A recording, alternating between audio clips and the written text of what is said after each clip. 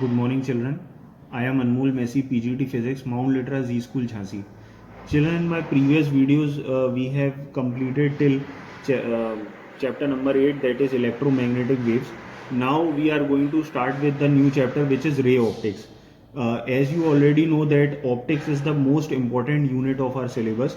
The maximum marks or maybe the maximum number of questions that we get is from optics. Okay, so this is the first part of optics, that is ray optics. Now first of all, we know that what is a ray is actually it is the energy that propagates in forward direction. It is a visible form of energy that propagates in forward direction. Okay, but as we know that whenever this ray is incident on an interface, interface का मतलब क्या होता है? Interface एक ऐसी line होती है जिसके left hand side there is some other medium and right hand side some there is some different medium. Okay, so maybe if this ray of light is traveling from medium 1, okay, it is coming from medium 1 and it is going to enter medium 2. So when it strikes an interface, so I have already written interface over here. There are three phenomena that could happen with the wave. One is R, the other one is A, and the other one is T. RAT, rat. RAT, rat. Now what is this rat? R means reflection, A means absorption, T means transmission or refraction. Okay, so one by one we are going to discuss all the phenomena. Absorption is not much in our syllabus, but then we already know that what is absorption. Absorption is when the ray of light would strike the interface और वो यहीं पर खत्म हो जाएगी. It would not enter medium 2, neither it would reflect back in the same medium. It would dissolve in the same at the same point at the interface. तो उसको absorption कहते हैं. But actually we are going to discuss only about reflection and refraction. So first of all, let us take the phenomena of reflection. So reflection is a process in which light traveling in a medium after striking a surface reflects back or bounces back in the same medium. Okay, this is the process of reflection. Now in this process there are various laws you have already studied. There are two basic laws of reflection. First law is that the incident ray, the normal and the reflected ray all lie in the same plane. However, the most important law about reflection is the second law, that is angle of incidence is equal to angle of reflection. Okay, now to perform reflection we require a very smooth surface. So generally the surface that we prefer is a mirror. Now we in small class in previous classes, like for example maybe in class 10th, you have already studied about mirrors, and there you have studied about plane mirror also, how exactly a light behaves when it strikes a plane mirror. Okay, so we already know that when a light strikes a plane mirror, it would reflect back in the same medium, and the image formed with the help of a plane mirror would always be of the same size as that of the object. And there are various other properties also, like for example the image formed would be virtual and erect, and it would be literally inverted and so on. But here we don't have much about plane mirror in our syllabus. We have to study mainly about spherical mirrors. So we are going to study about these two mirrors, which is concave mirror and convex mirror. Now we already know the properties of concave mirror and convex mirror because this we have studied in class 10, but I'll give you a quick recap of it. Okay, so concave mirror is actually a mirror which looks exactly like this, so it is actually polished from the outside. Okay, and convex mirror actually it looks exactly like this, so it is polished from the inside. Okay, the focal length of concave mirror is always negative. The image formed by concave mirror could be virtual, erect, or maybe it could be real and inverted also.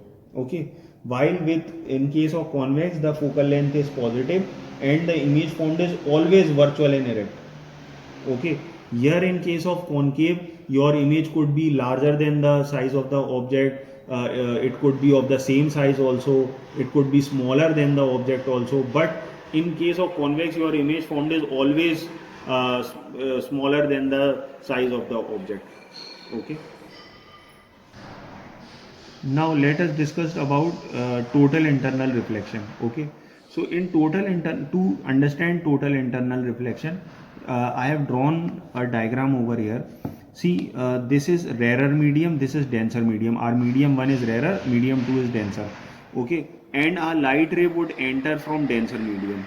Okay, but when it strikes the interface, obviously this is angle of incidence and this is angle of refraction. It is, since it is moving from denser medium to rarer medium, it would bend away from the normal. So see, you can clearly see that the angle of incidence is small and the angle of refraction is greater than it. Okay, now what I have thought is, let us increase the angle of incidence and see how would angle of refraction change. So I have increased the angle of incidence as compared to this previous angle, and what we see that angle of refraction also increases subsequently, but this time angle of refraction has become 90 degree. So the angle of incidence in the denser medium, for which angle of refraction in the rarer medium is 90 degree, such an angle of incidence is actually known as critical angle. So I have written over here that IC is greater than this particular angle I, that is IC is critical angle. R is angle of refraction, which is 90 degree, and IC, as I have said, it is critical angle. Okay. Now let us take one more case. We will further increase angle of incidence even greater than critical angle. Okay. So this is another case in which angle of incidence is now greater than critical angle. So now further angle of refraction would increase, but this time the ray would enter the same medium. But since this ray is entering the same medium, it cannot perform refraction. It would have to perform reflection, because it is coming in the same, it would, after striking the surface, it would go back in the same medium. So if the light reflects back, if the light ray bounces back in the same medium, the phenomenon is not known as refraction. The phenomenon is known as reflection. So it would be following the laws of reflection now. Hence, here the angle of incidence would be angle of reflection. Okay. However, the light ray should go in medium 2, but it would not enter medium 2. It would reflect back in the same medium, because its angle of incidence is greater than critical angle.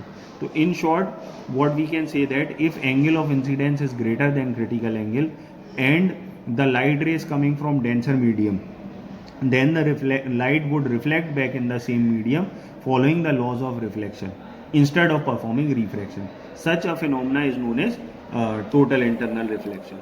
Okay. Now I have shown a small derivation also over here. Since the light ray is entering from second medium, so 2 mu 1 is equal to sin I upon sin R.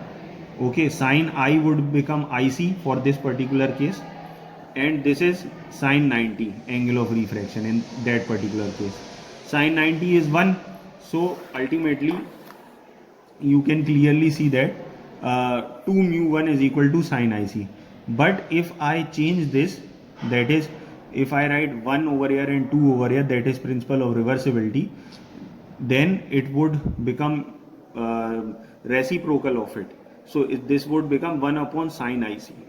This is the expression by which we can easily calculate the refractive index, or if in case the refractive index is given, then we can easily calculate the critical angle. Okay.